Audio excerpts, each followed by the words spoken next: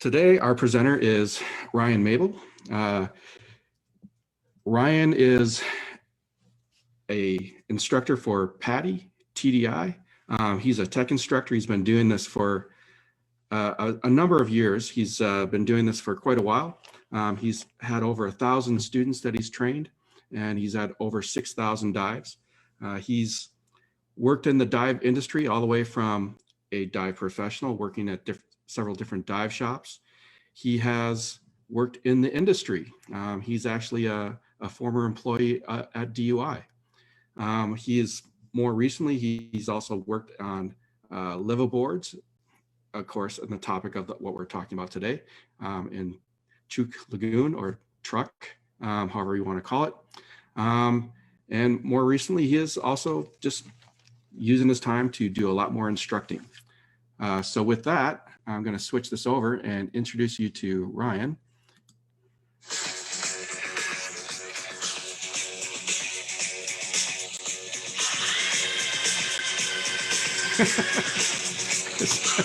So we have Ryan with some actually walk-in music. So yeah, so I feel like there should be a curtain or something like that I come out from behind. But so welcome, Ryan. We're glad you're here to present today, and this is awesome because I've always enjoyed your stories of your diving, and if there's one person that dives more than me, that is Ryan. Just a little bit more, but not much. No, he dives a lot, and has a lot of good stuff, and has seen and been to a lot of cool places. So with that, Ryan, welcome. So thanks, buddy. I'm turning this over to you for your presentation. Okay. So I just want to make sure you do have everybody muted, because I see a couple of my dive buddies out there, and I don't want them interfering with the stories I'm going to tell, because they're going to reality check them and people aren't going to think I'm so cool. So, I can everyone's muted. Okay. I see Juliet and Patrick, and I see Scott Flaherty up there in Seattle. Hi, buddy. Good to see you, man. Are you at a campsite, that looks like? So hi, everyone. Thank you for being here to listen to this, what I hope is going to be a helpful presentation, and maybe inform you a little bit more about what goes on out in Micronesia, both with the history of the area and with dive operations that we participate in. Diving in Truk Lagoon is something, it's sort of one of the best kept secrets of the dive industry, because it's so remote. A lot of people correlate it with technical diving or more complicated diving past their experience level, which is absolutely not true. The majority of the diving in Truk Lagoon can be done within recreational limits very easily, with minimal decompression in most cases, or a light decompression load. Of course, you can go all the way to the other end of the spectrum and do very serious decompression, rebreather diving and such, but most of the wrecks can be reached within recreational limits. Chuuk is historically significant because it's a major World War II battleground. A lot of folks haven't heard about that. They hear about the more famous battles in the Pacific, like Guadalcanal, Iwo Jima and such, the Philippines. Chuuk was mainly an airstrike. There was some surface and submarine action in the few days that the attack went on. And it has become the graveyard of over 50 Japanese auxiliary and supply ships and a couple actual warships within the lagoon, and then several that are outside the lagoon beyond diving limits. When you think of the grand scale of World War II and the way it affected nearly the entire surface of the planet, today there's very little remnants relative to the area that was previously involved to now commemorate what occurred during World War II. So it's very historically significant. It's a unique site to be able to go to, the same as going to Normandy or any other famous World War II attractions that people go to. It's unique in that you need to do it with dive gear on, which makes it extremely cool. So what we're going to do is run through just a brief history of Chuuk leading up to World War II, what's gone on there since World War II and their status today. We're going to talk a little bit about a few of the wrecks. I'm going to forewarn you that I'm what's known as a terrible photographer, so I don't have really dramatic, crazy photos. I only used my own. I didn't go and mooch any off the internet or anything like that. So I'm going to sort of gear the chat towards what I have cool photos of to show you. Also, when I'm working there and guiding and leading people, I'm not bringing a camera with me. So I have a lot of cool memories, but not that many photographs to document stuff. But I have some highlights to show you all that hopefully will fill you in. You're probably going to see some things you recognize from dive magazines and get you a little bit excited about maybe prospectively traveling out to Chuuk in the future once things return to normal for us here. We're going to talk a little bit about human factors that go on there, the things that we deal with, the cultural sensitivities, both for Americans, Chuukese, and Japanese people lost during the war, and how we continue to sort of preserve that integrity of the area as far as it being a memorial site and such, and the actions of the Japanese government over the years, what they've done too. Talk about some environmental and ecological concerns that we deal with out there, both in teaching and the way the US government, the Chuukese government are concerned about things that are progressing out there with the deterioration of these wrecks. And then we'll talk about the essential equipment that you need to go out there. You do not need a crazy technical diving rig, but everything you need to dive in Truk Lagoon, you can actually get through DUI and OMS. And we're going to talk about those specific things. In fact, our staff out there on the Odyssey are wearing OMS gear. We make a point to bring stuff out to them and have them using that so the customers see it as well. They can see that it's easy to travel with, it's got utility in a tropical and sometimes a technical environment. And then we'll talk last but not least, of course, about how to get to Truk and how to dive there yourself and your various options of getting out there. Going on a liveaboard boat is not your only option. It's definitely the most fun option, I think, but there are more economical ways of getting there. Let me put it that way. So Jack, correct me if I'm wrong, but I'm going to try and share the screen real quick, okay? Okay. So while you're working through that, I do have a question right away for you, which is, sure. The questions I always pose, is it Truk or Chuuk? Very good question. You notice that I messed up and slipped several times. So at the time that these events took place, the area was known as Truk, the island of Truk, or Truk Lagoon, Truk. In the years since the war, I believe it was in the late 70s, they changed the country's name to Chuuk, Chuuk, and then they are now folded into the Federated States of Micronesia, which we're going to talk about here in a second, because we're going to add a little context. So I apologize in advance if I interchange them. I try to stick to the current pronunciation of the country, but everyone knows the place is Truk Lagoon, especially scuba divers, right? So, and that's what it's been called over the years. So, all right, so let me share portion of screen. All right, now, are you all able to see my? Yes, I can see that. Yep, okay. Looks good. So folks, I apologize. We had some technical difficulties with the PowerPoint. So what we did was pull the photos back off, and I'm going to scroll through the photos in order that they were. You're just not going to see some of the comments that I had on the screen for the photos. This was originally the title slate. So this is me in 2016, I think it was. This is in the helm of the Nippo Maru, which is one of the more famous wrecks there in Chuuk. And you may recognize, even though it's a different angle, but you may recognize this helm stand here and the annunciator post there on the helm. It's very famous in a lot of photos. A lot of divers like to have their picture taken. From the perspective that I'm at in that image, it's a real great dramatic photo with the blue open windows of the helm behind you. It's a must-see on every wreck, or excuse me, on every trip. And it's one of the deeper wrecks that we encounter. It ranges from 155 feet at the very extreme end of the engine room up to about 90 feet on deck. And we're going to talk a little bit more about the Nippo further down the presentation. Now, a little bit of context. We're going to talk about an area called the Federated States of Micronesia right now. It's been known as various things over the years as it changed hands between different British and Japanese and German ownership over the years. These days, it is a coral atoll that sits out in the middle of the ocean. If you fly northeast from Papua New Guinea, or if you go southeast from Guam, you run into this area. The Federated States of Micronesia are made up of 4 islands right now, with Kozhrai, Ponapai, Yap, and Chuuk. The capital of the entire archipelago being on Ponapai, a place called Colonia. They are represented in the United States Congress. They use US currency. They speak English and Chuukese out there. This is a satellite view to show you what it looks like. Now, it's very, if you fly in during the daytime or fly out of the place during the daytime, it's very beautiful to see. Just going from this turquoise lagoon with these small coral islands to this deep, dark blue ocean. You can imagine this thing sitting in the middle of nowhere. This, of course, is the rim of an ancient volcano that formed these islands here. Now, one thing that's interesting is that as you leave this series of ring islands that run around the atoll, the seafloor just drops away. There are actually wrecks that are littered out there because the action we're going to talk about in a few minutes, during those 2 days, there were several vessels that tried to flee via the various passes out. You can't just leave through all these gaps that you see. There are some channels that are dug out deeper to take the draft of larger ships. And so those ships that were trying to leave were actually dealt with by Task Force 58. They sent some ships to attack them with some aircraft.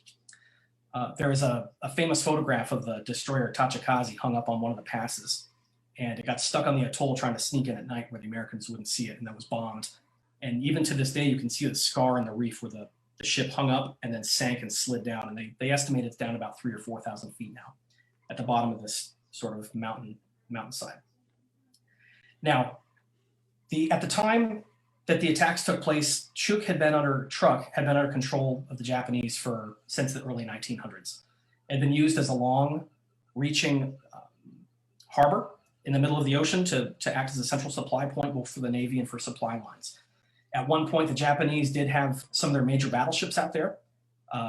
Any history dorks like myself will recognize this is the Musashi battleship and her sister ship, which of course I just forgot, the Yamato, sorry. The two biggest battleships ever built, all right? And they were the worst nightmare of the US Navy. They worried about running into these ships forever.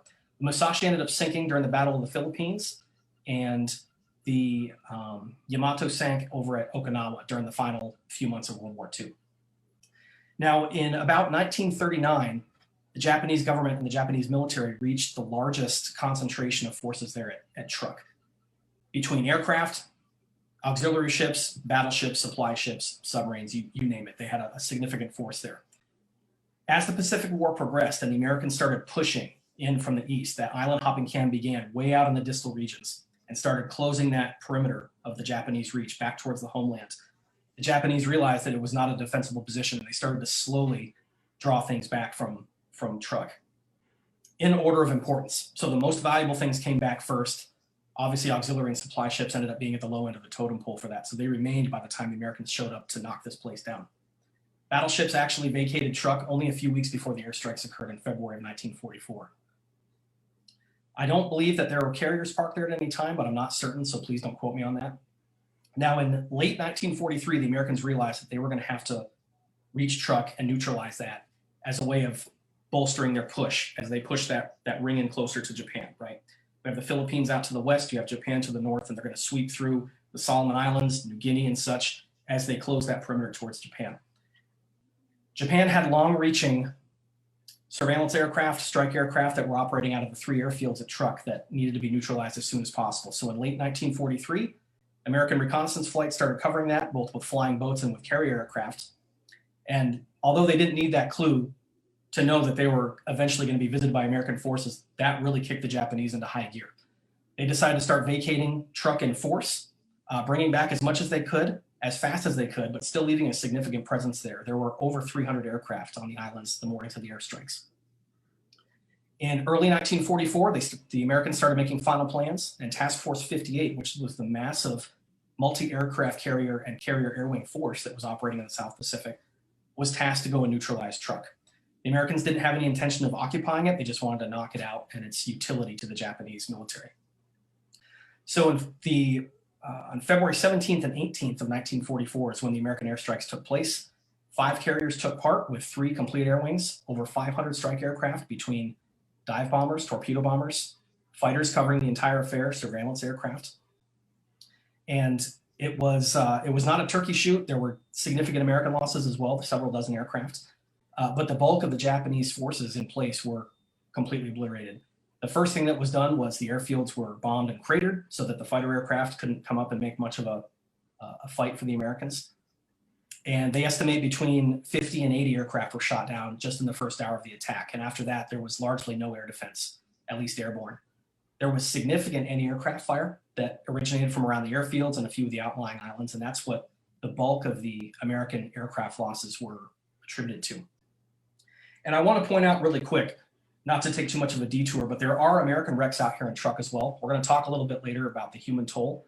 But one of the interesting things that's been going on in recent years is that the Navy, in conjunction with several universities, one of them UC San Diego, has been tracking down and discovering these American wrecks in Truk as a means to repatriate the remains of those air crews that are out there. One thing that's unique about any sites, especially from World War II, what have you, American wrecks cannot be dove or visited by recreational divers. It's just a law that we have here in the States. It's actually an act that was passed, I believe, in 2004, where any war wreck that may have American remains cannot be visited until it's been cleared by the government, and that takes a very long time. Just in the last few months, 3 aircraft were discovered out in Truk, and they believe they recovered the remains. I believe it was 7 airmen between the 3 aircraft, which is kind of interesting. That being said, it's not one of the things that any of the operators would visit. They don't go to any of the American vessels, or excuse me, any of the American aircraft wrecks. They stick only to the Japanese ones. Now, I'm going to try and switch here. I have a couple images for you all. Obviously, these aren't my photos because I wasn't there, but I have a couple photos that are all U.S. Navy photographs. Yeah, these are all photos that were taken by Navy air crews during the strike, and they sort of give you a sense of how concentrated the forces were in the Gulf. You get a sense of how there was really nowhere to run in this small area. And also, there are several shots that are good action shots. You can see this one here is an aircraft drop torpedo strike hitting one of the vessels in close to shore. I'm afraid I don't know the place well enough yet to be able to tell you which vessel that is. There are a few staff out there in Chuuk that probably could. There were 3 major anchorages. There was a repair anchorage and then 2 fleet anchorages where all the ships were all concentrated. And many of them were in some state of repair, which precluded them being able to just turn the engines on and get out of there once the airstrikes began. What's interesting is that in having them in place and anchored in place, when these ships were all sunk, they sank largely upright, and they've become these really interesting underwater museums in various states of battle damage. So this is representative of the typical ship that you see in Truk Lagoon. It's a large auxiliary, several masts, several cargo holds before and behind the superstructure. I really wish that I could guess which ship that was, but maybe we'll figure it out. This is looking in a different direction at one of the anchorages as well. You can see the damage in close. So that's from the airstrikes on the shore installations first. And then with the ships, as the airstrike developed, they realized the ships weren't going to be moving that much. And so it became a bit of a turkey shoot. Also remember that these were not combatant ships. Many of them had only 1 or maybe 2 guns up on deck to protect themselves from other surface vessels. They didn't have a whole bunch of anti-aircraft emplacements and such. Several of them were converted merchant ships, which we're going to talk about in a few minutes, but one of them was even a cruise ship. 2 of them were, in fact. And their crews were not combat sailors. These were merchant mariners who many times were conscripted into service with the Imperial Navy.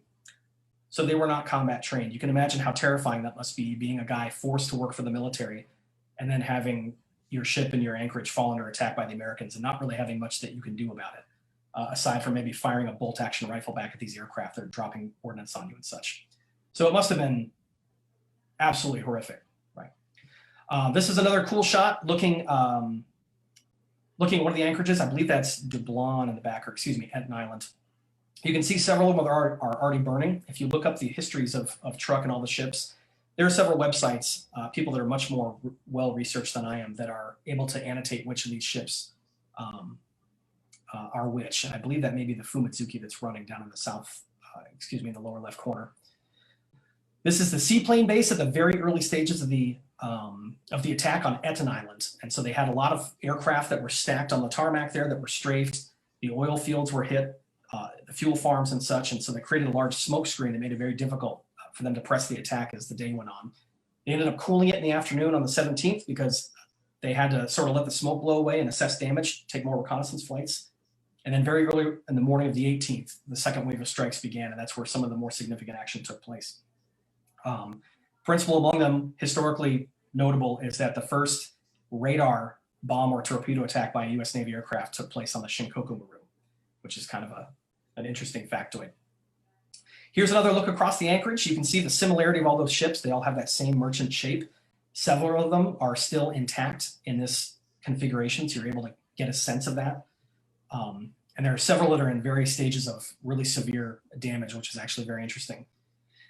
So this next photo I want to show you is, I think, kind of really captures what goes on. You know, there are several photos of World War II that really stand out in your mind, right? You think of raising the flag at Iwo Jima. You think of the explosions at Pearl Harbor and such, the images falling in Germany and such.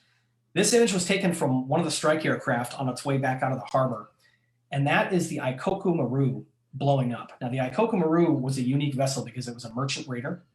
It would disguise itself as a cargo ship, a civilian ship, and then cruise the shipping lanes of the South Pacific and interdict merchant vessels, steal them, take their crews hostage, and then sink those ships. It was a way of the Japanese gathering material that they were not able to sustain by other means because they were losing so much territory. You know, one of the reasons the Japanese Empire took all the territory in World War II was to gain access to tin, to steel, to oil, rubber and all that to feed the military machine.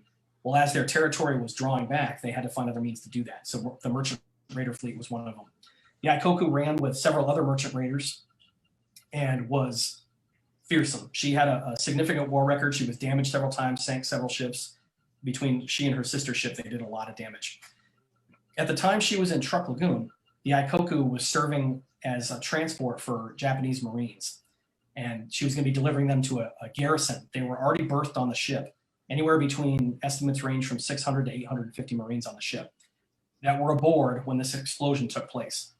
And I can't overstate how cataclysmic the explosion was. It's the same as essentially what happened to the Arizona, if you will. The forward cargo hold, which was full of ammunition and possibly aviation fuel, it suffered a direct hit, and this explosion went up. This is from several miles away, but the mushroom cloud, they say, went several miles high by the time it had stretched itself out. What's interesting is that the aircraft that actually sank Ikoku Maru was caught up in the explosion. She was on her torpedo run. Normally they would release the torpedo and be making a climbing turn away from the target as they left. This explosion was so significant that I was actually able to reach up into the sky high enough to actually knock the Avenger out. It was a TBM Avenger, the kind that George Bush the first flew. And it was a three-man crew that was never seen again. They never returned to the carrier. And so later on, through the accounts of a couple survivors from the Ikoku and other air crews that were in the lagoon at the time, that's what they figured out happened. To my knowledge, the wreckage of that Avenger has not been found. It may be in the debris field. It could even be underneath the debris of the Ikoku. I don't know. We're going to talk specifically about the Ikoku in a few minutes. I have a couple cool photos for that. My favorite wreck in the lagoon, personally, just because it's such a unique experience. A little bit different angle of the same photo we looked at a few minutes ago, looking at across one of the anchorages back towards shore.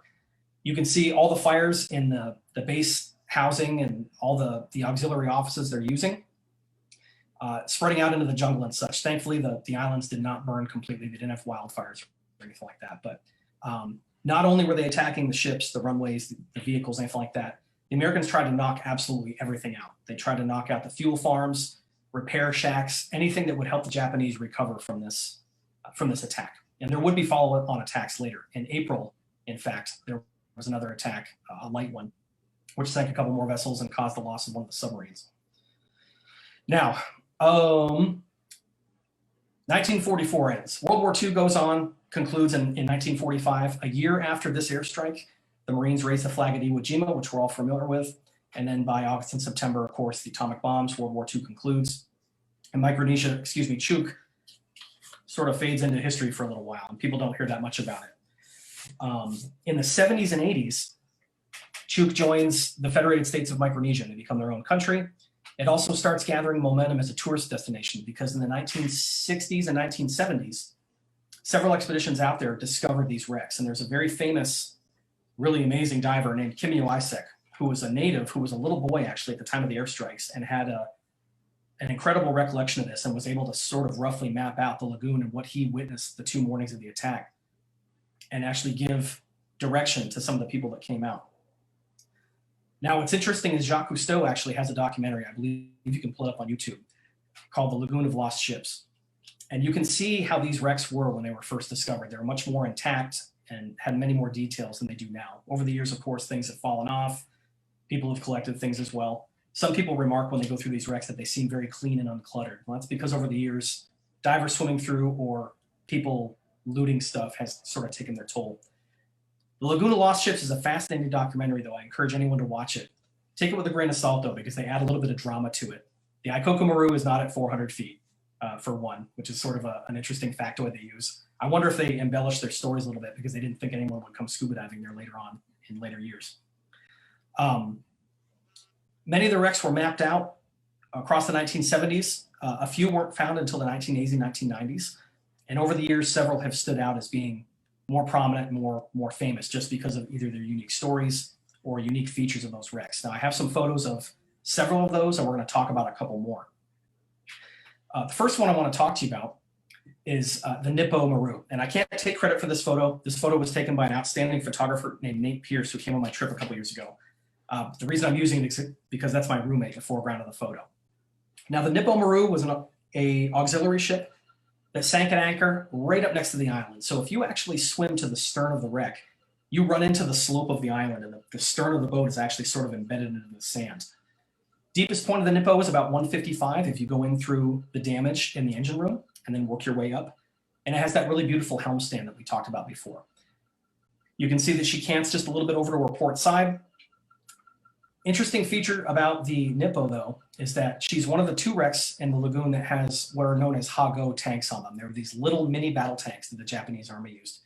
This is myself and a couple of my dive buddies, Dr. Kurt Thompson and Carl Dennis, on our trip in 2018, 2019, I'm not sure. Just checking the tank out. We're going to talk about the San Francisco Maroon in a few minutes that has 3 of these tanks. This is the only one here on the Nippo. The chains and stuff have since rotted away since everything went down, but one thing that is interesting is that these tanks were able to stay in place on the wreck. So these wrecks, largely because they were anchored in place, largely sank straight up and down. Just sort of a unique environment. There are a few that have rolled over for different reasons and such, and we're going to kind of cover those for a little bit. Wildlife encountered on here, because some people don't come to Truk for the wrecks, they come for the photography and the fish. All these wrecks are completely festooned in soft and hard coral. There are anemone fish, there are schooling fish. Significant residents of the Nippo Maru, there's at least 3 big, beautiful emperor fish that live, emperor angelfish that live towards the front of the wreck that I've never been able to get a good picture of because they see me coming. They pose for other photographers, but not for me. So it's always been infuriating. There's also truck frames that are on the forward end of the wreck. And there's one up on the deck. And then if you look over and if you want, you go back down by this anchor here. I don't believe that you can make it out, but there's a truck frame right back behind the anchor chain, down at about 140 feet or so. Other things, as you move aft past that bridge and that helm stand, which is a must-see for photographers or for anybody visiting the wreck. In the aft hold, there are artillery pieces as well. So that's also very cool. You can go inside the superstructure and see the ceramic tiled kitchen. There are still cooking implements in the kitchen, the range and all that stuff. It's fascinating. Very similar to the Kensho Maru, which is a shallower wreck that we usually will take people to on the last day of their trip. The next one, the Heian Maru, is one of the largest, if not the largest wreck in the whole lagoon. Now, the Heian Maru was a converted ocean liner. So she's very beautiful, has different lines. She's much wider than the other ships. She actually stretches on the seafloor from 120 feet or so up to about 30 feet in the water column, maybe a few feet deeper. And the Heian lays on her port side. After she was converted from being a cruise ship, she became a submarine tender. And so she was able to do periscope repair, engine repair, and such for all those ships. Jack, I just realized, by the way, that my chat is not up on the side. So if there is a question that pops up, would you just call my attention to it? Yep, I will. No problem. You. This is her civilian configuration. You see this picture of the Heian Maru. Looked much different the 2 days of the hailstorm strikes. You can see that she has that disruptive camouflage pattern, and this is her with one of the submarines that she was tendering to there in the lagoon. Interesting things about the Heian. Had a major troop berthing compartment for the submarine crews when their submarines were being worked on. They were living inside the ship. It's a very serious penetration dive that has gotten dicier and dicier over the years as the ship starts to sort of collapse and compress. Some of the corridors have become much more narrow. It's a really spooky dive. Spectacular engine room with winding catwalks, very beautiful. You go in one way and you actually go around a bank of machinery, and the machinery is backlit by the blue light that's coming in. You actually have to do a circuitous route to get into and out of the engine room.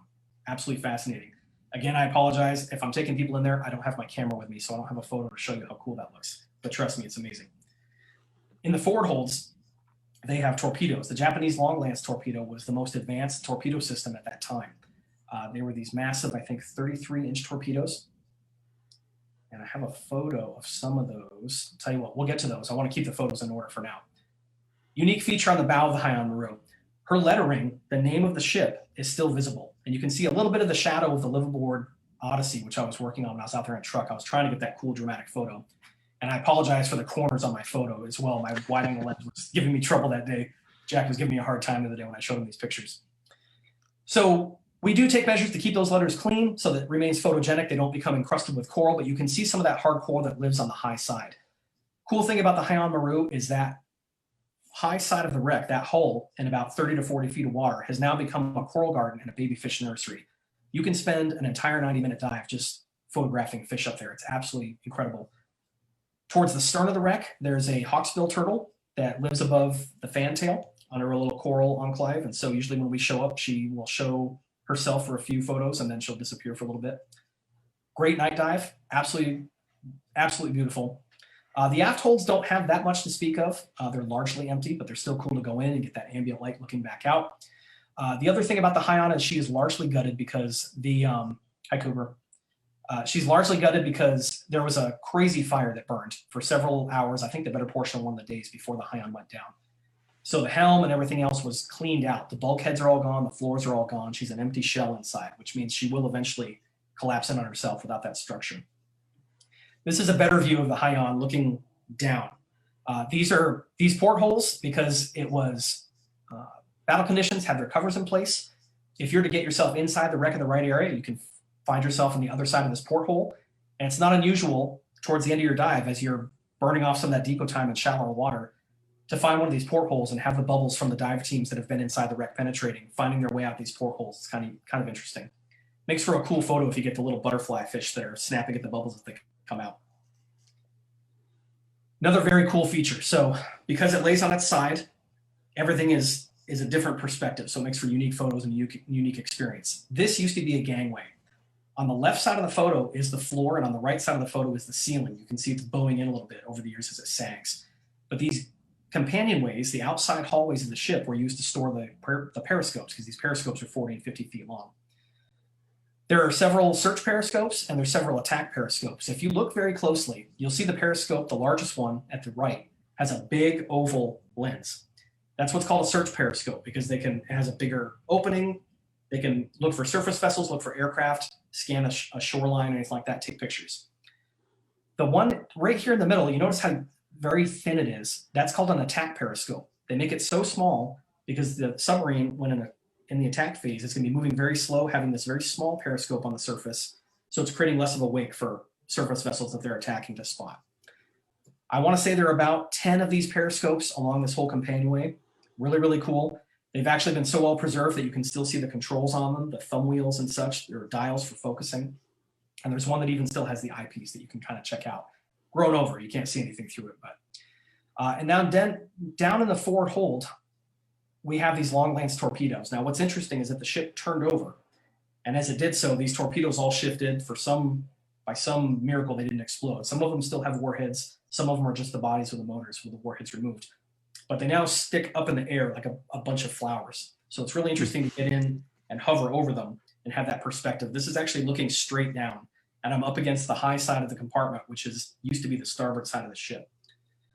Several bunches of these. There's also a lot of them and a lot of machinery laying down in the lower spaces of the hold. That's about 110 feet, I want to say. One thing that's a hazard that you have to be careful of is very careful swimming.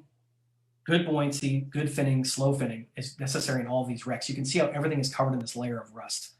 And if you're not careful, you can very easily silt yourself out. We don't take people into any place that's too sketchy. We tell people if you don't have the right training, please don't go into anything that you can't get yourself out of. But these particular torpedoes lay behind a bulkhead that you have to go around. So if you don't have your bearings in the first place, if you don't go with someone, you can get yourself in trouble if you silt the place up. So when you eventually go to Chuuk, please exercise extreme caution. Okay. So that's the Haiyan Maru, very close into shore at the submarine base. She's very close to the I-169 submarine, which I don't have photos of from this last trip there. But the I-169 is interesting because she's one of only a few Japanese submarine wrecks you can dive in the world. The only other one that I know of is the I-1 in Guadalcanal, and there's a midget submarine in Australia, but I don't recall where. The I-169 was also known as the Shinohara, named after its commanding officer. It actually sank in April, well after the hailstone airstrikes, because there was a reconnaissance flight that came over and was taking pictures of the lagoon. The crew thought that an airstrike was inbound, and so they submerged the submarine to get out of sight.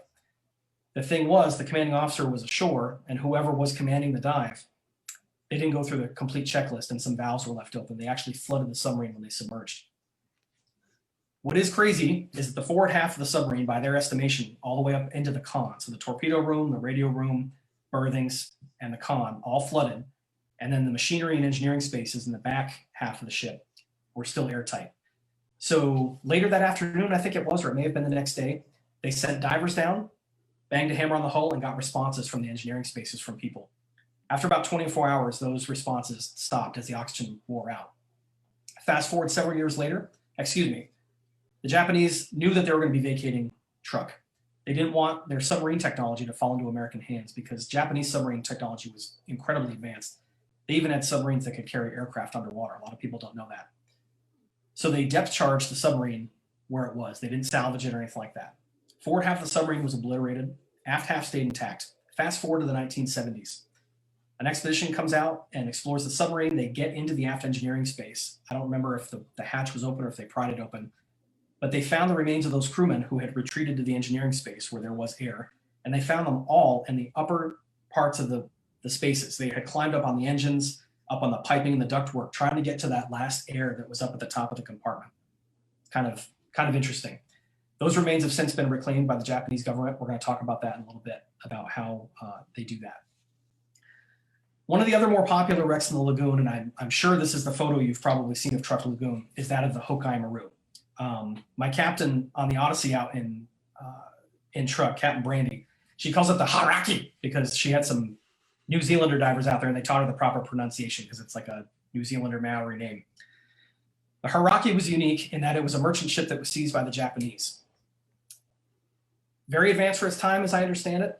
The thing was the Japanese didn't know how to work anything, and so they retained the crew as prisoners and made them drive the ship. So the crew, being stubborn New Zealanders that they were, they threw all the repair tools overboard and all the spare parts overboard and then sabotaged the ship. And that was their insurance policy to not be thrown overboard or shot as prisoners of war, because that's what the Japanese were doing at the time with some people that proved problematic. Ended up spending time at a prisoner of war camp, and the Japanese eventually figured out how to repair the ship, get it underway, and brought it back to Truk. All right. Now, during the attacks, the Maru was loaded up with construction equipment and aircraft parts and fuel to go establish a fourth airfield there in the archipelago on one of the outlying islands. Forward holds were full of aviation fuel. The aft holds were full of construction equipment and aircraft engines. At some point during the attack, a bomb or torpedo hit the Hokai, ignited all that fuel in the forward half of the ship, and completely blew the ship open like a can, if you will. At first glance, when you first descend on the ship, it seems to only be half, but then you have to get up close to to what is now the forward end, but it's the midships of the original ship. And you can see, if you look all the way down to the seafloor, the keel of the ship with the sides of the ship peeled open. I'm going to show you what that looks like in a second. Now, when you stick to the aft half, which is what most people do, this is the big attraction that most people are familiar with, the famous pickup trucks in hold number 4. What you do is you go through a grating and you descend down past about 120 feet. There's a large bulldozer that sits on the first set of tween decks. And over the years, that bulldozer has started to cant down as that steel fatigues. It's kind of spooky to go by it and think that you're swimming under this several tons of machinery that may give way at any time. These pickup trucks, you actually, to get this perspective, you have to swim around the backside of the hold, and you're squeezing between the forward end of the trucks and the aft wall of the hold. You're at the very stern of the ship. And there are several places where you can see cracks and see blue daylight coming through. It's actually really cool. The trucks are really well preserved because they're inside the still water of this hold. They're not disturbed relatively that much compared to the other parts of the wreck that divers frequently visit. This is at about 140 feet right here. So it's in the absolute extreme range for maximum operating depth with 30% nitrox, okay? Or if you're doing air, you'll incur a little bit more decompression. The very fragile metal of the hood and the windshield and all that such stuff is still there. Some of the windshields are still intact. You can still see the gauges. The steering wheel is still in one of the trucks. You can see the headlight is still there, but the metal is starting to fatigue and perforate. And then just a selfie as I went by the very first one. Now, what you can't see because of the f-stop setting is this is actually blue light in the back where you see that light originating. That's just one of the divers that's following me. But you can see these trucks as you drop through that blue light and you move off into the dark and then come back to the blue light. You make kind of a little diamond shape to go see them. Now, once you've seen the trucks, if you still have gas time remaining, or if you're doing okay on decompression, you can go explore forward of the wreck. And this is where some of the really fascinating stuff happens. There's a lot of wildlife. There's a lot of schooling fish, large schooling fish, emperor fish and such. But then this is the forward end of where the hull essentially stops being intact, which is what I want to show you. So I'm off the starboard side looking back. The area at the top of the photo is what used to be the bridge. The bridge has long since collapsed, right? And you can see everything is kind of cascading down. Another unique feature that's just below that top portion is there's a hole there, which we call the bottle room, and it was a storage room that's full of beer bottles. That's one of the interesting phenomena about all these Japanese wrecks is they're completely full of beer bottles. Makes you wonder what the Japanese were doing while they were out there. You can sort of see pieces of the keel and pieces of the structure laying on the seafloor. If you turn about 45 degrees to the right, your perspective is this. So there's the end of the hull, and you can now start to see the starboard side of the hull peeling away and laying there. And it lays sort of in an arc, almost like waves from the bow of a ship. It's really interesting. You can actually swim underneath that hull plate. It's like this overhang all the way down to the bow. The bow still stands upright. And then moving up, this is about where the bottle room is. Looking down, you see the internal framework of that splayed open hull. All the way down at the bow, you can still see the footprint of the forward hold. The second hold was completely obliterated. I think that they believe the origin of the explosion was in hold number 2, which is about where we're looking in this perspective. And then if you take that swim underneath the overhang, or you over swim this debris field here, you get out to the bow, which then stands upright. You can see here above this diver, that's the side of the hull where it's peeled away. That's the interior surface, and here it is coming back up to meet the hull of the ship. Anchor is still deployed. This is about 155 feet or so. I took this photo when I was leading these 2 gentlemen from the UK that were both on rebreathers. So I gave them a very quick tour, and then I had a significant deco obligation I had to get started on, and I left them down here to go ahead and explore the rest of the wreck. But it's largely the same. As you round that bow, which still stands perfectly upright, you go and take another tour down the port side, and you go underneath the second one of those overhangs. Really, really beautiful wreck. Lots of fish, lots of stuff to see. It's one of my favorites, and it's always a crowd pleaser. Now, I don't have a great deal of, I don't have any photos to show you of it, but the Nippo Maru is one of my favorite wrecks in the lagoon. Historical significance for the Shinkoku is that she took part in the Pearl Harbor strike. She was one of the oilers that went along with the carrier force that attacked Pearl Harbor in 1941, and then eventually found herself in Truk Lagoon. This is the ship that was hit with a radar-guided bomb or torpedo during the early morning hours of February 18th. She sank perfectly upright in 130 feet of water. She is the ideal dive for any level of diver. Recreational divers can enjoy the bow, which stretches from about 35 feet down to 60 feet. Intermediate divers that want a little bit more of a challenge can go between the 2 major portions of the superstructure, which goes down to about 80 feet or so. The aft third of the ship is the engineering spaces, and that's the famous engine room tour that a lot of people have heard about. You go down to about 120 feet. You can go in the torpedo hole and then work your way up through the engineering spaces, coming out into the daylight in the upper structure of the engine room. In the blue light, it kind of looks like a cathedral. It's indescribable. It's awesome, and people get a kick out of it. If people so wish, we can take them on about a 15-minute-ish tour on the inside to kind of thrill them a little bit, and we bring them out into the visible light zone. There are also berthing spaces off to the sides. There are several machinery shops to explore and such. The other thing, and it ties into what I want to talk about in a few minutes, is the Nippo Maru has a significant amount of oil and fuel aboard. And it's one of the things that concerns both the Chuukese government, the United States government, and very many environmental groups around the world, because she is sort of a ticking time bomb. That this wreck, as well as many other wrecks, including the USS Arizona, which is a constant source of debate, are eventually going to reach the point where they start to collapse and these massive stores of oil are going to be released into the ocean. And so it's a big challenge to try to figure out how to evacuate that hazardous material out of these wrecks while being respectful of what the site is, the local environment and such. A few years ago, the Navy successfully extracted, I want to say it was close to 1 million gallons of oil from the wreck of the USS Mississiniwa out at Ulithi. And it was discovered not until, I think, the late 1990s, but that's Mississiniwa sank in 1945 and was an oiler. And the Navy realized it was a environmental disaster waiting to happen because the locals in Ulithi were reporting that oil chunks were washing up on the beach. They didn't know where they were coming from. They had no idea there was a shipwreck offshore. Now, the Shinkoku has significant stores of oil still aboard. When I started diving in Truk about 8 years ago, there were hatch covers in place over the forward oil holds. Those hatch covers are now out and they're empty of oil because there have been some groups that have been out there removing the oil. Be it for environmental purposes or for theft purposes, honestly, I don't care as long as it's done in a safe manner, right? But it's actually provided a unique new perspective on the wreck because you can drop into these former holds and you're swimming through what looks like an old mine shaft with timber and all that. And the wood is perfectly preserved because it's been soaked in oil for all those years, so it hasn't rotted in the salt water. So it's been very interesting. Another famous thing that you may have seen in dive magazines, the Nippo Maru has the famous operating room. It has a surgical table that has some human bones arranged on it. It has an autoclave. It has ceramic bathtubs, really cool to take pictures of. And then, of course, the coral life and the fish life on the wreck are fantastic. Also the only place in the lagoon I've seen a dolphin at underwater. But probably the most famous wreck of the lagoon is the wreck of the San Francisco Maroon. She's one of the older wrecks. She's not the biggest or the most intimidating or have the craziest story. She actually sank relatively quietly after burning for several hours. But the San Francisco Maru is known as the $1 million wreck because of all the stuff that she has on it. She was completely loaded down with ordnance. Not sure where it was going to, but she has aerial bombs. She has artillery. She has aircraft parts. She has torpedoes, all kinds of stuff in an intact hull down on the bottom. The other cool thing that you've probably seen is the San Francisco Maru is also home to 3 of these miniature battle tanks that are still up on the deck.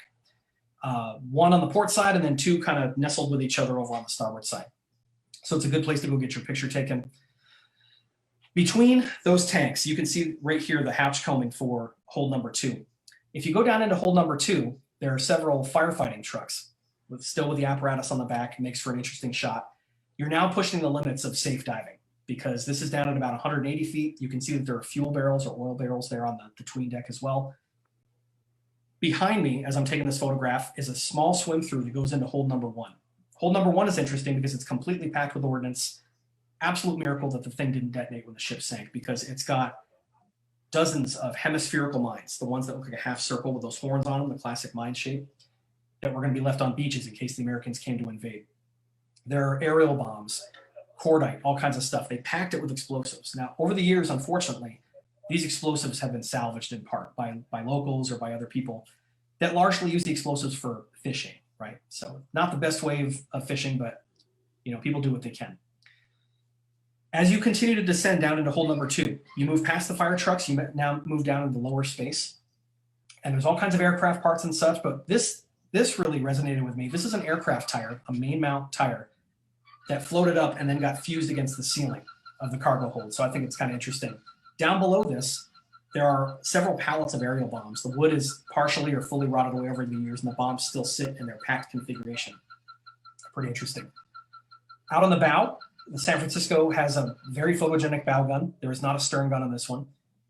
Facing off to one side, this is my dive buddy Carl again. And then the San Francisco, just by sheer coincidence, you guys may have seen this in the email, but I was actually very lucky to celebrate my 6,000th dive when I was in Truk this last time.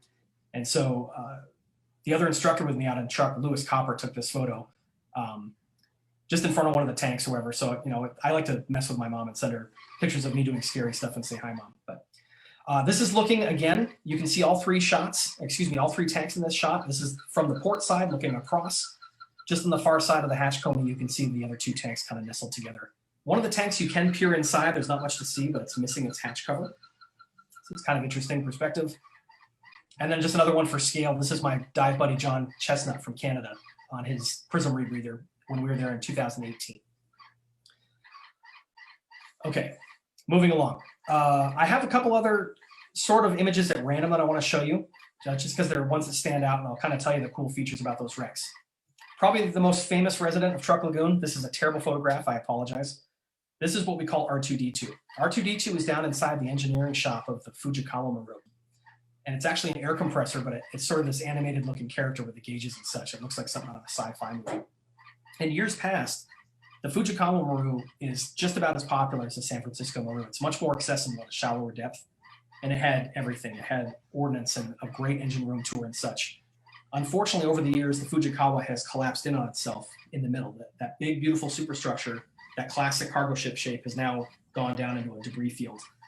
What's interesting is that just by sheer serendipity, it seems, the debris field forms a tunnel that leads into this engineering space so people can still visit R2-D2, of all things. The engine room has been sealed off. You can only reach a small machinery space now and such. There's also a massive torpedo hole in the starboard side aft of the wreck, which is big enough to drive a truck through. Makes for a really impressive photo if you can get your dive buddy to park in there and have the blue light coming in. Very cool, very dramatic. There's also several memorials for Jacques Cousteau, for Kimi Wysek, and for other people, I believe Japanese war dead as well, in plaques up on the deck of the ship. So the Fumitsuki was definitely a crowd pleaser. Very beautiful bow gun. Makes for cool silhouette photography. You can catch the right time of the day and the boat is swinging above, or get your dive buddy. This gives you an idea of some of the life. Look at all that hard and soft coral around and the schooling fish. Out of frame from this, there was a huge school of larger trevally that was kind of going in a helix, which was amazing that day. Now, for me personally, the most interesting wreck in the lagoon is the Maru. I talked about this a few minutes ago with that big explosion. So this gives you an idea what the Icoko looked like right before she sank. It's again that disruptive camouflage pattern to make her harder to spot, especially in low light conditions. And then after everything was said and done, that huge explosion and all that, in about 200 feet, this is how the Maru appears now. This was an older sketch, and it doesn't look quite the same now. It started to collapse a lot. A lot of those hard edges have become soft as the wreck sort of deteriorates and melts away. The forward end of the debris field, which is now midships point, just sort of melts off into the seafloor. It's like a big ski slope, if you will, of wreckage. That smokestack has long since collapsed. The anti-aircraft gun tubs are no longer distinguishable, but you can still make out the king posts, and you can make out that big dramatic aft gun, which still points skyward. So this is at about 170 feet. This is on the aft platform, and those are skylights into the engineering spaces down below. The wreck is very eerie to visit. The thing that's significant about the Maru is that several hundred, at least, people were killed instantly when it blew up, much in the way that the explosion on the Arizona killed all 1,100 men that were aboard it. In the late 70s, I believe it was, or the early 1980s, the Japanese government came to Truk and collected over 400 sets of remains out of the inside of the Ikoku. They were largely the Japanese Marines who were in the berthing spaces during the attack because they didn't have a job while everything else was going on, right? So they were kind of hunkered down waiting to be sent ashore. There are still significant amounts of remains inside the Ikoku, plus not counting the ones that were lost in the forward half of the ship, which was completely obliterated. If you take a minute and you pause looking off the wreck, you can see major chunks of the wreck off in the distance. There's a big one that lays just out of frame to the left side here off the port stern. And then the bow of the ship is actually I believe it's 800 meters forward. It was actually thrown by the blast out forward, so you can find it out there. It's been found by people with sonar. But really big railroad car-sized chunks of the wreck laying around. It's fascinating. Give you a sense of how spooky it is. When you first descend down, the descent line down to the Ikoku is in the forward end of the debris field. And then you swim along this companionway to get to the stern. This is me following our outstanding dive guide, Dar Hutch, who works out there on the Odyssey. And he is the most awesome technical diver you've ever seen. If you want a really good tour when you're out there, grab Dar, and he will take you on a dive tour you will never forget. So this was us on our way back to the stern to take that photo of the aft gun. This is about 175-ish feet, maybe 180. And then the sea floor is down at about 200 to 210. Another cool one, another photogenic wreck. The oldest ship in the lagoon is the Odyssey Maru, which has this really beautiful shape. She sits upright at the base of a slope. It's kind of interesting. You can hover on this little hillside and look down at the ship. She's very clean lines. She's a smaller vessel. I think she has 3 holds, if I remember correctly. Really beautiful prop down at 130 feet. And she's got a very interesting little engine room and such. Really nice, quiet wreck. I think we do it in the mid-morning on the 3rd or 4th day when we go there. This one is taken inside the Kiyosumi Maru. So it's a little perspective. What this is I'm actually up high on the starboard side looking down, and my buddy Lewis is shining his light. But if you look carefully, you can see these illuminating old navigation and signaling lanterns, the ones that are red and white, for marking a ship at night. And you actually have to swim down a hallway and move up, which used to be a left turn, but you move up and then these things sit on a shelf next to you. So you kind of get up in the doorway, take your picture, and then come back down and move back out. So what I did was I'm up at the top of the space, and then Lewis is in that little doorway providing illumination for me. I just think it's a cool shot. Looks better in black and white because everything you shoot in color in the wrecks in Truk Lagoon is all rust tinged, right? Another funny selfie to send to my mom. This is in the background is the Fumitsuki Destroyer. So the Fumitsuki is one of only 2, if you count the Maru, 3 combat vessels in the lagoon. The Fumitsuki was a destroyer that made a run for one of the passes and took a shocking amount of damage before she finally sank. Lost several crew and now sits in about 130 feet or so. Really beautiful wreck. Very interesting contrast between the large cargo ships and this very small, sleek, built to be very fast destroyer. You can't even get inside it because the doorways are so small, and because she took such a battering, she's been misshapen so much that you can't get in her companionways anymore.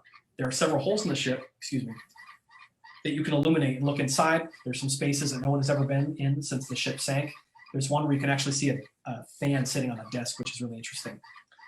Over the years, the bow has collapsed away. The wreck sits upright, but you can see behind it the bow was tipped over. The bow gun has also collapsed. The helm has also gone over. One of the versions I heard about why the helm has gone over is because they dynamited it to try to get the safe out of the wreck. I don't know if that's true or not, or if it was metal fatigue, but it's unique in that you can look inside that helm and you now see the wheel and the annunciator and all that stuff now hanging from the ceiling because the helm sits upside down. So it makes for a really good photo if you get your camera inside that doorway. Take that photo with all the baby fish parting, we call them glass fish, and to reveal that helm stand. We talked about the Nippo Maru being similar to the Kensho Maru. This is the kitchen of the Kensho Maru, which we usually visit on the last day. This is at the very base of the stern, or excuse me, of the superstructure, almost as you exit back out onto the aft deck.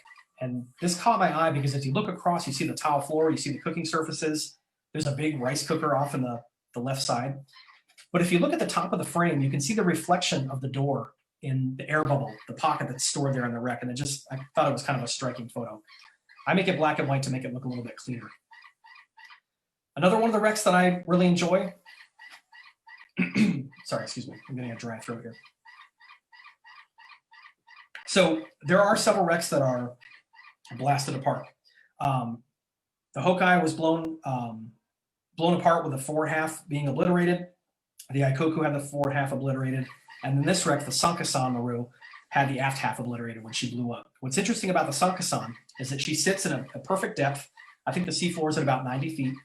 And she sits in almost a sculpture garden, if you will, of the wreckage of her hull. When the ship blew up, all this mangled metal came straight down and sank. And then the ship came down to rest inside it, perfectly upright. Really beautiful wreck. She also sits on the rim of the crater that was caused by the explosion when she blew up. It's this massive crater that you kind of can't get a sense of it until you actually see it yourself. But if you swim down the edge of that crater, the debris of the wreck trails off, and you eventually come to this, which is the very stern of the ship sitting at about 160 feet. With the prop and the rudder. Makes for a good photo if you send your buddies through there, swimming through that space. Really interesting. And then, so what you would do if people are technically qualified, you go down and take a look at that really quick, then meander back up slope, and you take a tour through that little sculpture garden and come up into the wreck and check things out. It's really cool.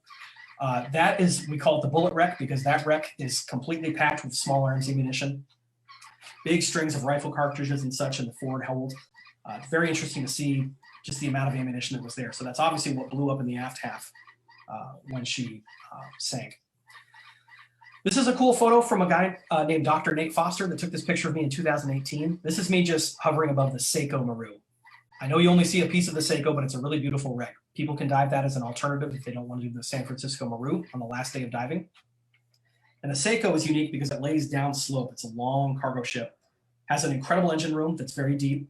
You can go in through the damage and then come up through the engine room. But the main attraction of the Seiko is in the forward holds. It's more of those Japanese long lance torpedoes. Really beautiful wreck. This post here is what you can use as you're making your ascent as your reference, and it comes up in a shallower water before you make the jump back to the boat. And it's not just shipwrecks in Truk Lagoon. There are several aircraft. The Betty Bomber is one of the ones that you'll see people going to often. It's a very shallow plane that crashed into a reef area, lays up on the reef with its engines forward of the wreck. There are a lot of zeros, both from being dumped after being damaged or having made crash landings or having been shot down, the ones making controlled crash landings being more intact. There are several in shallow water and close. They make for good snorkeling in between dives. This here, the reason I was making this dive, because I'm a huge aircraft nerd. My grandfather flew on flying boats for the Navy, and so I'm fascinated with flying boats. This is an Emily flying boat, one of, I think, 2 that you can dive in the whole world. Really massive, gives you an idea of how large the aircraft was. That's one engine.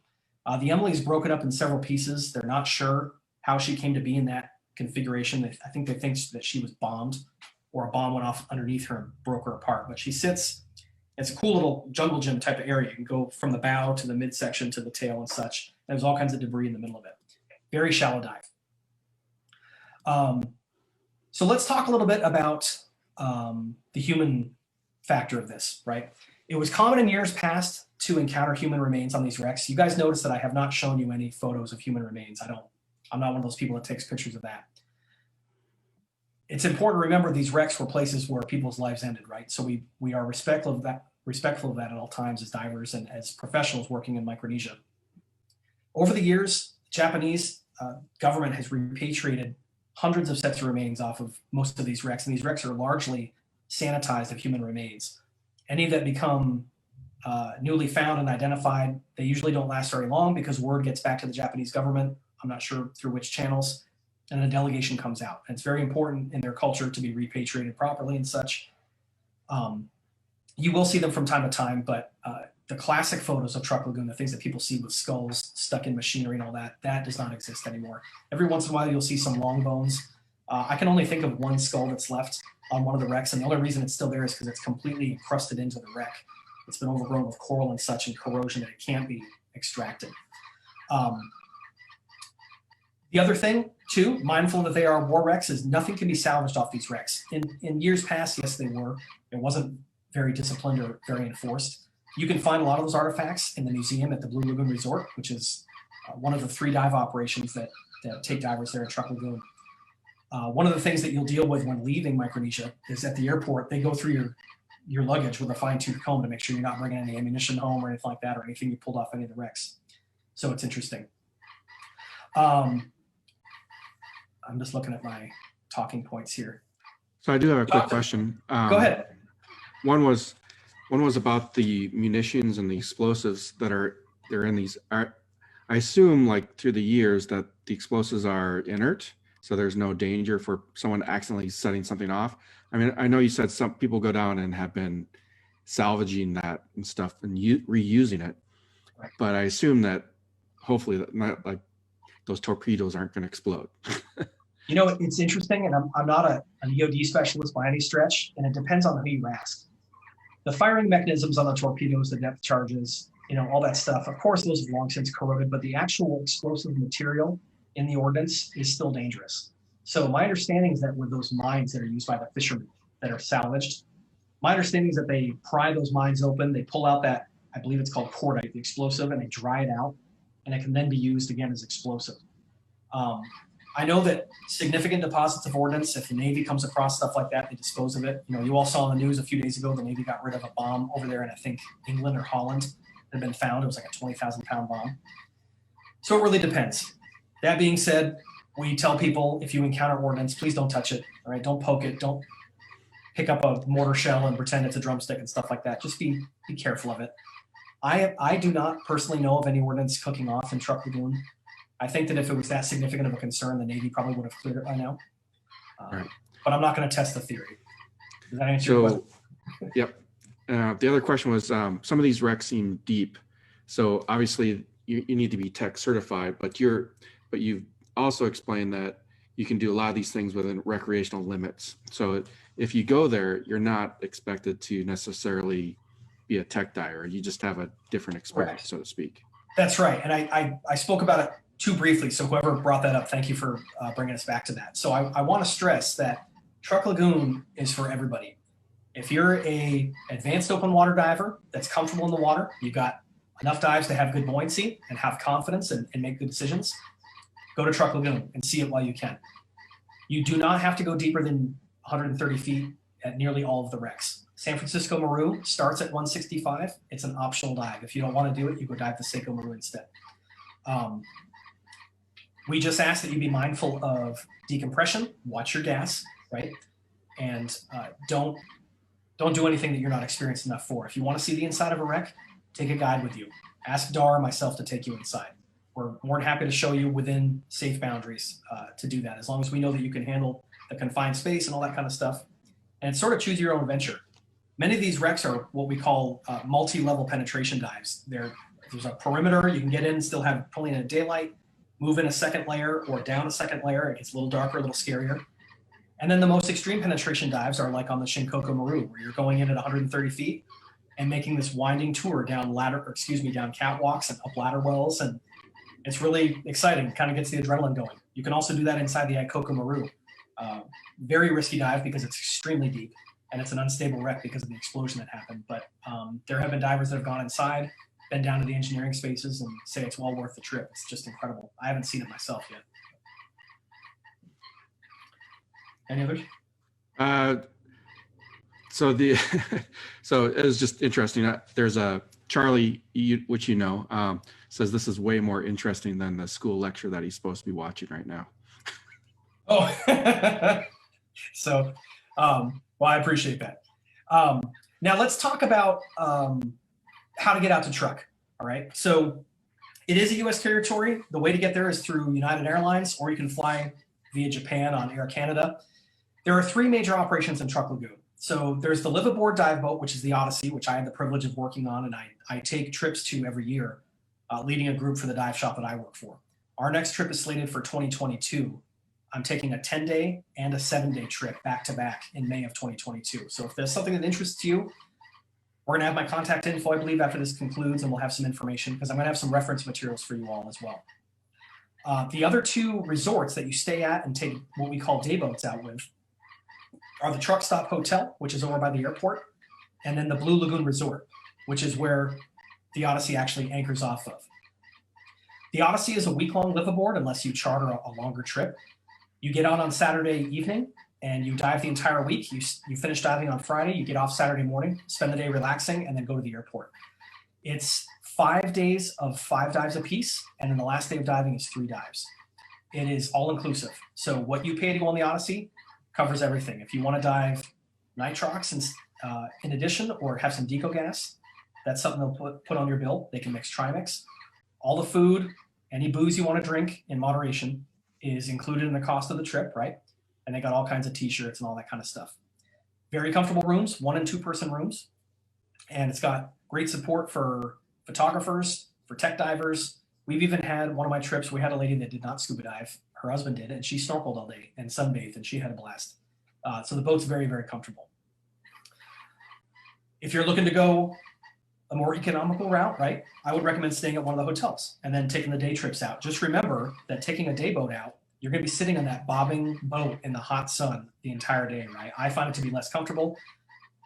The luxury of having the live aboard boat is you can quite literally roll out of bed, put your bathing suit on, walk out of your room, walk down the catwalk, put on your dive gear as you walk to the back step, fall off the back step of the Odyssey, and you are on a World War II shipwreck. It's really that simple. In the span of about 3 minutes, you can go from laying in your bed to being on a World War II wreck. There's no other place on the planet you can do that. It's a unique experience. It's not unusual to stand on the Odyssey between dives or early in the morning when the light is right. Be drinking your coffee, look over the edge, and see the wreck below you as the Odyssey swings back and forth. The water's that clear. The water in Truk Lagoon ranges from 83 to 86 degrees. It's flat calm nearly all the time, except for during the windy season, but it's still swimming pool-like conditions. Visibility ranges from anywhere from 80 to probably 200 feet, maybe. And it's spectacular.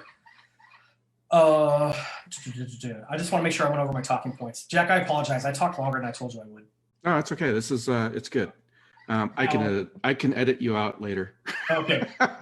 Now, really quickly, I want to talk just about a couple other things that you can use for reference, and some other people you can sort of use as resources to get more information. Of course, I want you to Google Truk Lagoon and start Googling some of these wrecks we've talked about, because they each have a fascinating, unique story, right? There are also several people that you should follow their photography or their articles and their blogging and such that's going to help inform you about that. So principal among them, of course, is my boss when I'm working in Truk, is Captain Brandy Muller. Awesome lady, Captain Brandy. She is a spectacular photographer that goes all over the planet writing and documenting things, and she serves half of her year as the captain on the Odyssey. Her counterpart is Captain Mike Gherkin. Mike Gherkin is also another incredible photographer. He splits his time between Micronesia and I believe Japan and back home.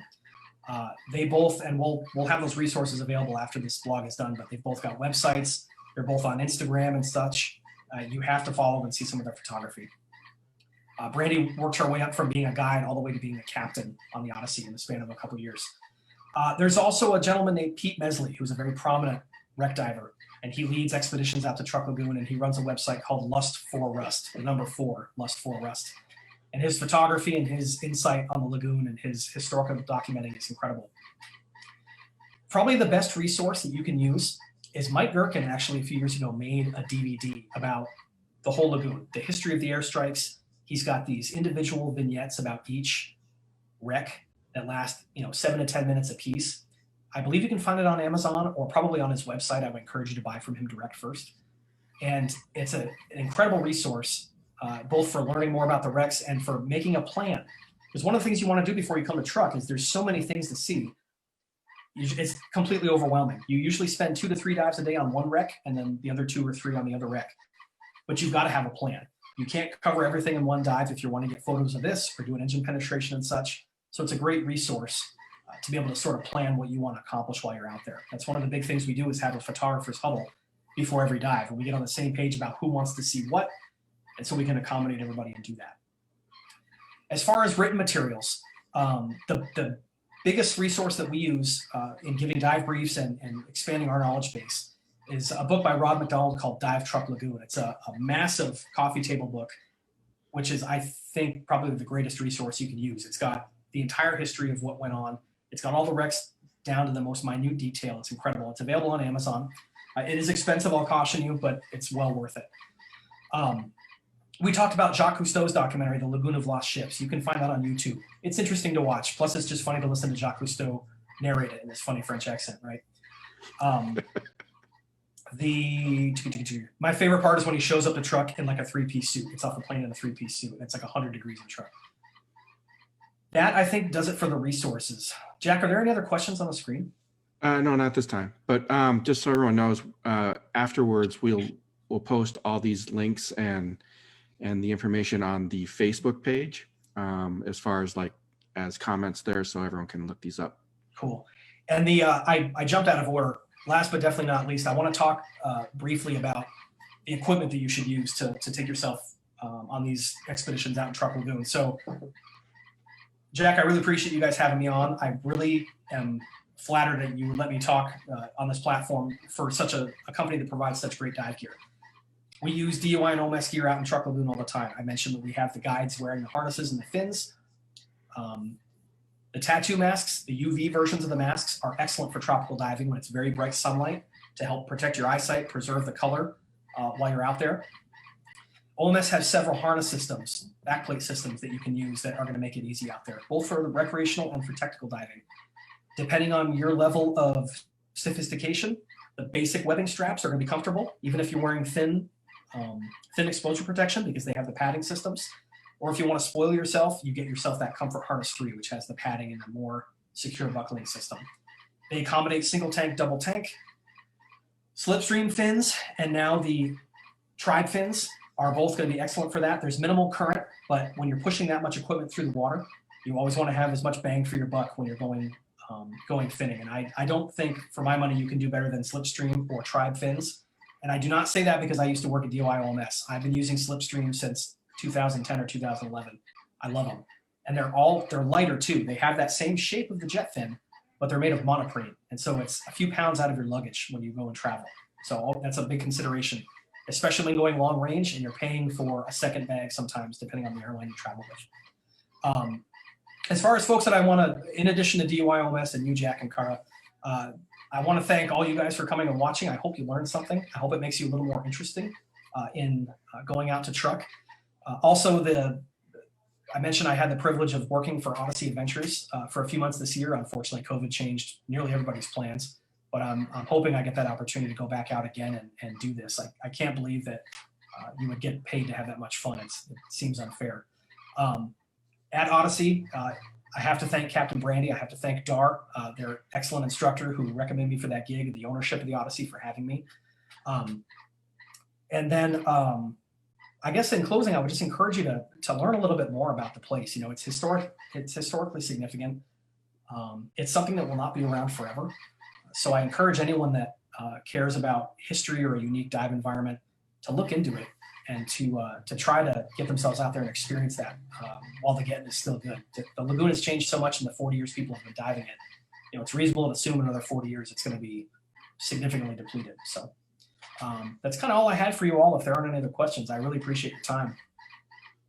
This is awesome, Ryan. And I'm excited to have you speak on all this stuff because it is a site that is on my bucket list of places to go to.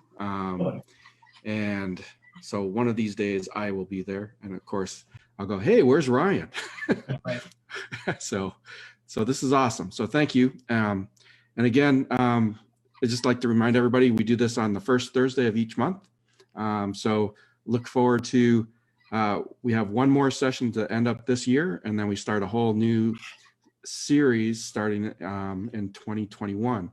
And hopefully with all this COVID stuff, please stay safe. Get out there and dive. I mean, that's just why we're here. So Real quick, what's the recommended certification for going the truck? You said at least advanced open water, I'm assuming? Advanced and nitrox. That's all you need. Okay. So if I can get you to stop sharing your screen. Sure. There we go. So thanks, Ryan. Thanks for coming out, and we'll see everybody next month. Sounds good. Thanks, everybody. Take care. Happy Thanksgiving, a little early.